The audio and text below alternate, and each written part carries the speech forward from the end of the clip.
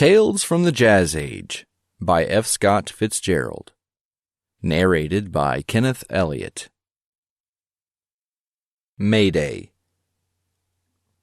There had been a war fought and won, and the great city of the conquering people was crossed with triumphal arches and vivid with thrown flowers of white, red, and rose. All through the long spring days the returning soldiers marched up the chief highway behind the strump of drums and the joyous, resonant winds of the brasses, while merchants and clerks left their bickerings and figurings, and crowding to the windows, turned their white-bunched faces gravely upon the passing battalions.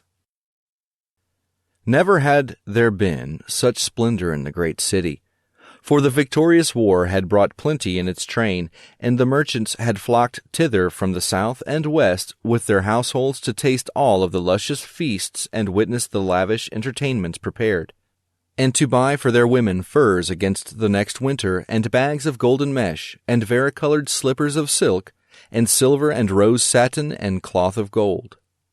So gaily and noisily were the peace and prosperity impending, hymned by the scribes and poets of the conquering people, that more and more splendors had gathered from the provinces to drink the wine of excitement.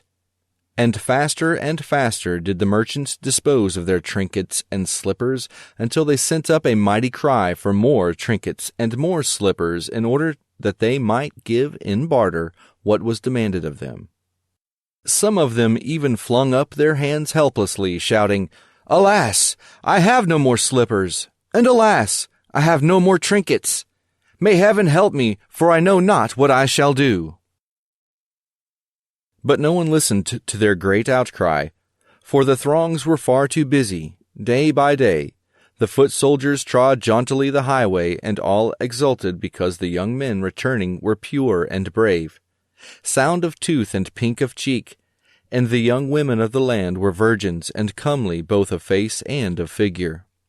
So during all this time there were many adventures that happened in the great city, and of these, several, or perhaps one, are here set down. Part 1.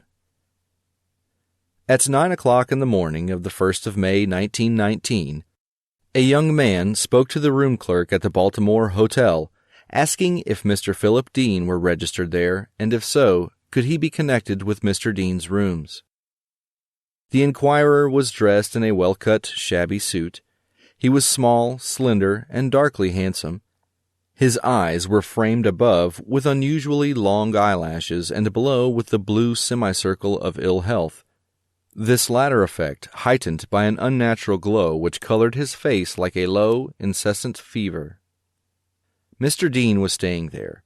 The young man was directed to a telephone at the side. After a second his connection was made.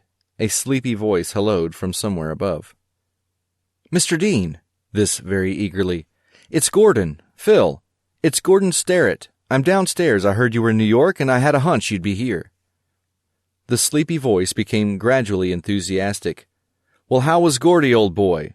"Well, he certainly was surprised and tickled." "Would Gordy come right up, for Pete's sake?"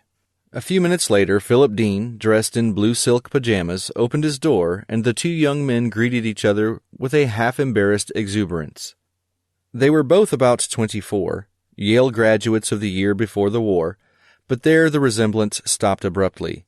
Dean was blond, ruddy, and rugged under his thin pajamas. Everything about him radiated fitness and bodily comfort. He smiled frequently, showing large and prominent teeth. "I was going to look you up," he cried enthusiastically. "I'm taking a couple of weeks off. If you'll sit down a sec, I'll be right with you. Going to take a shower." As he vanished into the bathroom, his visitor's dark eyes roved nervously around the room, resting for a moment on a great English traveling bag in the corner and on a family of thick silk shirts littered on the chairs amid impressive neckties and soft woolen socks.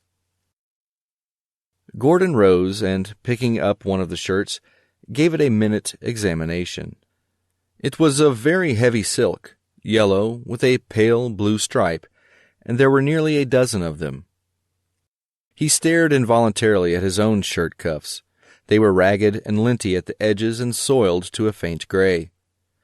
Dropping the silk shirt, he